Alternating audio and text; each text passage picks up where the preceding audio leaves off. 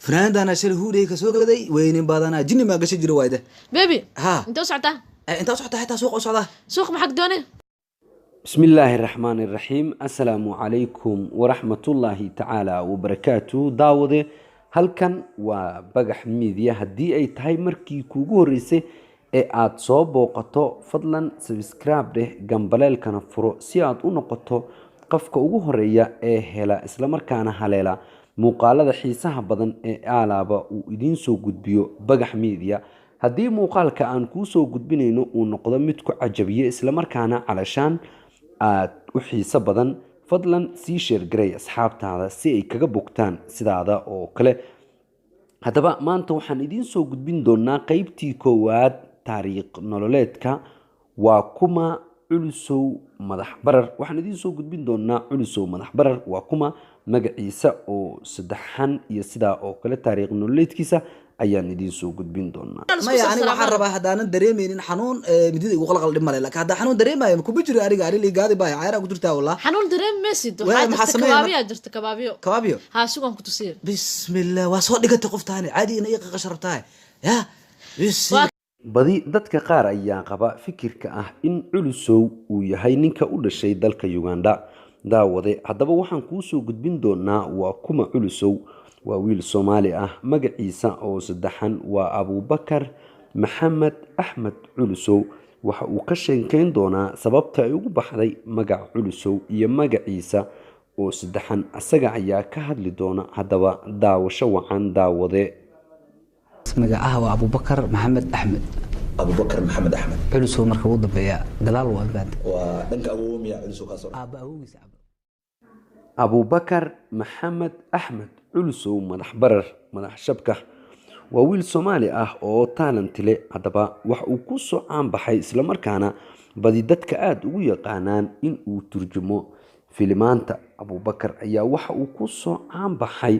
ninka u dhashay dalka Uganda isla markaana ah komadiga filmaanta uu sameeyo ayaa badi waxa uu yahay mid turjuma Abu Bakar ayaana waxa uu adeegsadaa magacyo aad u badan oo kala duwan sida culusow madax barar madax shabkax iyo goome hadaba turjumaada filmaantan Abu Bakar goorma ayuu ku soo biiray ilaa iyo intee ayuuna ku jiraa 2018 bishii lixaad لحالها بلاده may in cod la saaro muuqaal إن عدنا صار مقال علسو إيو إن عدنا صار مقال كل كل جنوري 2018 جنوري 2018 badi dadka ayaa isweydiinaya sidee bay ugu suura gashaa culusow mar waliba helida muuqaaladan yaa ka saacideeya in uu helo muuqaaladan mar waliba suuragal ma aha in ka badan 3 fiideo in maalintii la soo codeeyo beejkiisa ayaa waxa ku jirta haatan in ka badan 500 oo fiideo dadka ayaa qaba walwalka ah ma sii socon doonaan helida muuqaaladan maadaama uu yahay wiil aad u shaqtira badan su'aasha iyo su'aalo kale oo la xiriira culusow ayaa mar kale ka jawaabaya أرتو مرة بوا جوكس سميع إن أنا حتى هو آمن واي إن وحن هاي هذا إن بقول فيديو أو معناه هلك فيديو ويران لبا جوك إيه كجرت ما قياس ميقا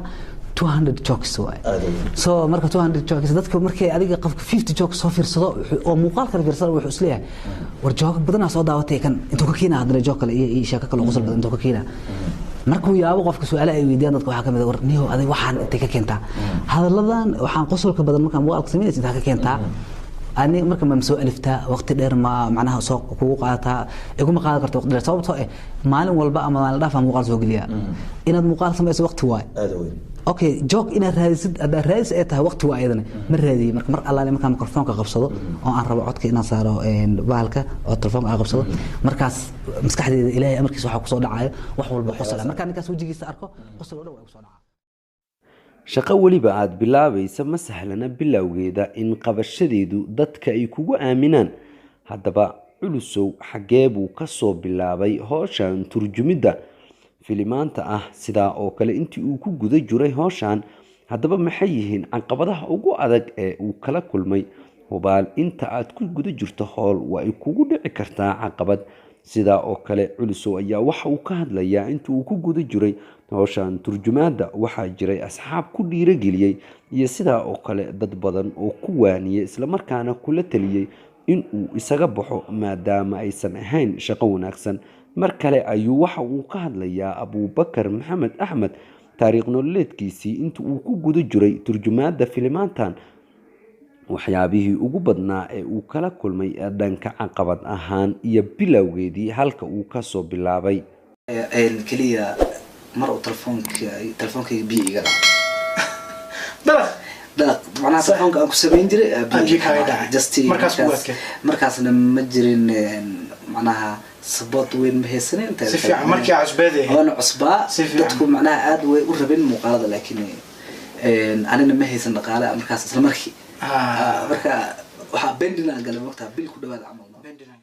wal dadaala waa uu gaaraa. Abuubakar Maxamed Axmed waa wiil da'yar oo Soomaaliyeed isla markaana haatan aad looga garanayo dhanka social media maadaama uu ku caan baxay fasiraada ama turjumida filimaanta. sidaa oo kale Abuubakar ayaa waxa uu ku soo caan baxay in uu turjumo muuqaalada comedy-ga ah ee uu soo geliyo wiilka u dhashay dalka Uganda. Waal Abuubakar waxa uu ka soo bilaabay samaynta muuqaaladan iyo qancinta taageero weynaha ku xiran in uu ku duubo mobile. sida uu ka hadlayay taariikh nololeedkiisa caqabadihii ugu adkaana waxaa qayb ka ahaa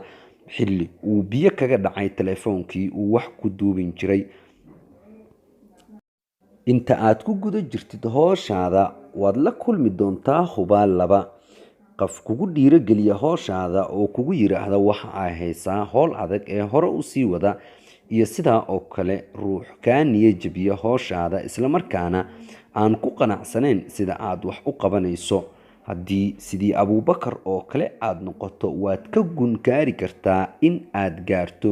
hamiga iyo hiigsiga fog ee aad hiigsanayso. haatan muuqaalada uu soo geliyo waxa aad daawado in ka badan 800 900 700 ilaa 600 ayay u dhaxayaan. bartiisa Facebook waxaa ku xiran 100,000 ilaa 200,000 qiyaas ahaan. waxaa jirta bulsho aad u fara badan oo ku xiran isla markaana uu ku qanciyo muuqaalada uu soo gelinayo. haatan waxa uu qayb ka yahay dadka ugu caansan social media asaga oo ka soo bilaabo hoos. haatan waxa uu gaaray hamigii iyo hiigsigii fogaa ee uu lahaa. ku dayo sidiisa oo kale hana ka niyad jabin shaqadaada waad gaari kartaa.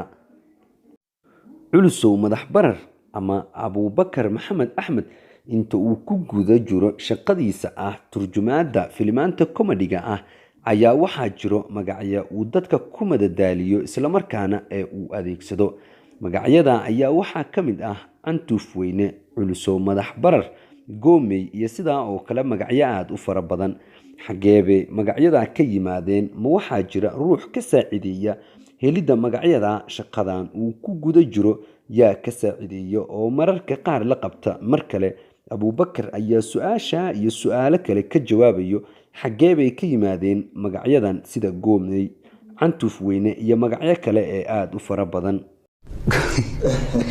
horta Goomey qof jirto ma aha. waa garto magacaada keensaday. Goomey waa magacani aan wato sababtoo qofkii magaca unique name la rabaa, magac oo unique ah. hadii aad rabto inaad maaragtay wax samaysid waa inaad unique ahaataa oo magacaaga magac gooni ahada. marka maadaama aan Culusow iyo Duluf haynay waxaan marka fakaray magac oo fani ah oo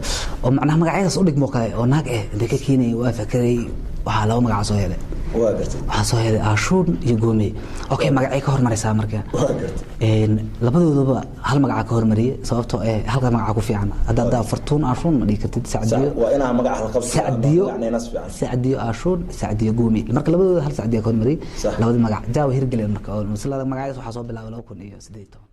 hagaag daawade waxaan isla soo gaarnay gun iyo gabangabadii qaybtii koowaad ee taariikh nololeedka Abuubakar Maxamed Axmed Culusow madax barar. daawade haddaba halkaa ayaan ku hakin doonaa qaybtii koowaad ee taariikh nololeedka Abuubakar Maxamed Axmed waa kuma. la socon dhowaan qaybta labaad oo aan idiin soo gudbin doono ayadoo halkaa ka xiise iyo xamaasad badan. dhowaan ayaana daawad idiin soo gudbin doonaa oo aad ka bogan doontaan qaybta labaad ee taariikh nololeedka. sidaa oo kale waxaan u mahad celin doonaa labada janaal ee kala ah Tusma Tube iyo sidaa oo kale Cabdixakiin Arji oo naga saacideeyay helidda muuqaaladan quruxda badan ee aan idiin soo gudbinayno asxaabta ku xiran Bagax Media. waxaan idinka codsanaynaa in labada janaal aad soo booqataan islamarkaana subscribe aad u saartaan. annaguna haddii aynu nahay bahda Bagax Media waanu kaga mahadcelinaynaa helitaanka muuqaalada xiisaha badan ee labada janaal aynu ka soo qaadanay. sidaa oo kale dhowaan ayaan idiin soo gudbin doonaa qaybta labaad ee taariikh nololeedka xiisaha badan. daawade haddii aad nagu cusub tahay islamarkaana ay tahay markaagii kuugu horreysay ee aad soo booqato janaalka Bagax Media,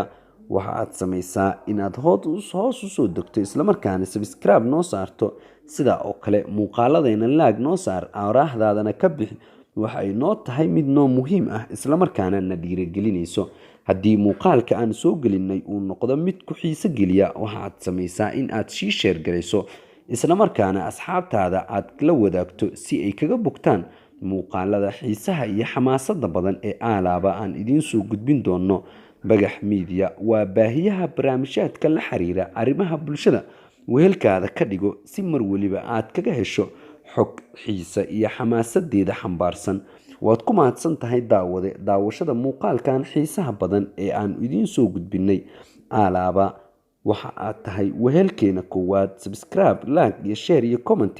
intaba nala wadaag. waad ku mahadsan tahay daawade booqashadaada.